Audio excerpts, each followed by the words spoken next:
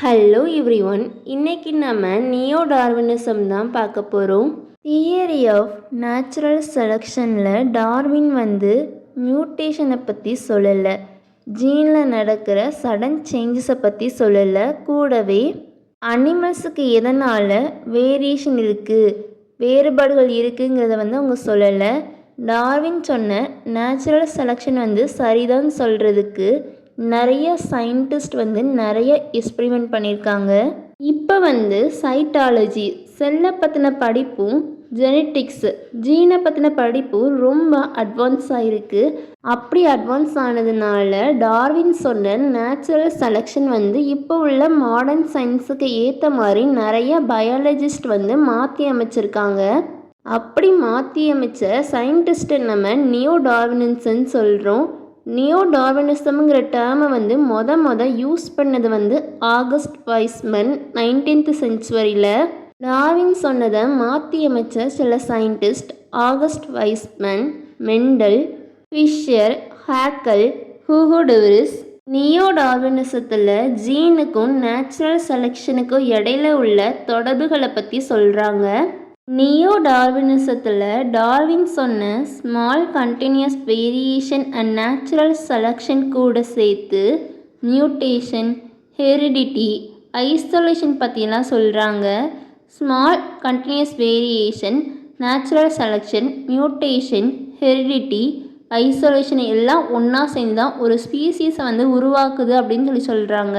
அப்படி உருவாக்குன இந்த தியரியை genetical theory of natural selection or modern synthetic theory of எவால்யூஷன்னு சொல்கிறாங்க.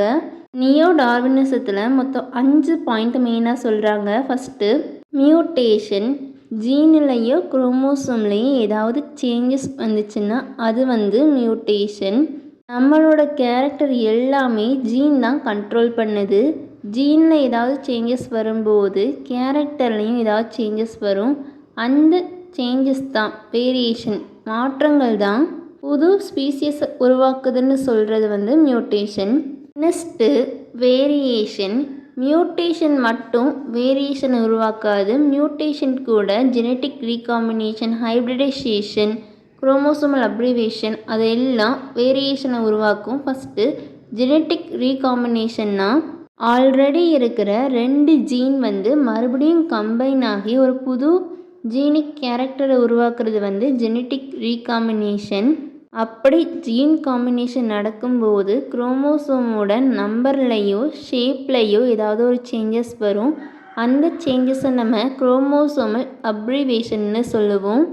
ஹைப்ரிடைசேஷன், 2 சம்மந்தமே இல்லாத வேறு ஸ்பீசிஸ் ரீப்ரொடியூஸ் பண்ணுறனால ஒரு புது ஜெனட்டிக் கேரக்டர் உருவாகும். அதை நம்ம ஹைப்ரிடைசேஷன்னு சொல்லுவோம். பாப்புலேஷனில் சேஞ்சஸ் வர்றதை ஜெனட்டிக் ட்ரிஃப்ட்னு சொல்லுவோம். Next, migration. மைக்ரேஷனுங்கிறது ஒரு இண்டிவிஜுவல் ஒரு இடத்துல இருந்து இன்னொரு இடத்துக்கு போகிறது மைக்ரேஷன். இது ப்ரீடிங்காக இருக்கலாம்.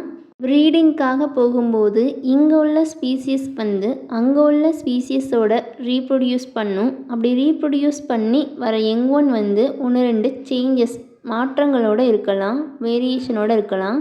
Next, transmission of variation. Variation அந்த மாற்றங்கள் நன்மை தரக்கூடியதாக இருந்துச்சுன்னா அது பேரண்ட் கிட்ட இருந்து யங் ஒன்னுக்கு போகும். அந்த யங் ஒன் ரீப்ரொடியூஸ் பண்ணும்போது அதோட யங் ஒனுக்கு போகும். அந்த மாதிரி போய்கிட்டே இருக்கிறது ஹெரிடிட்டி. பரம்பரையாக போகிறது ஹெரிடிட்டி. Next, natural selection. நம்மளோட என்விரான்மெண்ட், சுற்றுச்சூழல் சேஞ்ச் ஆகிக்கிட்டே இருக்கும். அப்படி சேஞ்ச் ஆகிற என்விரான்மெண்ட்டுக்கு ஏற்ற மாதிரி தன்னோட பாடியில் வேரியேஷன் இருந்துச்சுன்னா, மாற்றங்கள் இருந்துச்சுன்னா அந்த ஸ்பீசிஸ் உயிரோடு இருக்கும். இதுவே யூஸ்லெஸ்ஸான வேரியேஷன் இருக்கிற அனிமல் டெத் ஆயிரும். Next, isolation. ஐசோலேஷன்னா தனிமைப்படுத்துதல். ஒரே கூட்டத்தில் இருக்கிற அனிமல்ஸ் 1-2 காரணங்களுக்காக தனித்தனி குரூப்ஸாக இருக்கும். அந்த தனித்தனி குரூப்ஸாக இருக்கிற அனிமலால் அதோட கூட்டத்தோட ரீப்ரொடியூஸ் பண்ண முடியாது. அப்படி ரீப்ரொடியூஸ் பண்ண முடியாததை நம்ம ரீப்ரொடக்டிவ் ஐசோலேஷன்னு சொல்லுவோம்.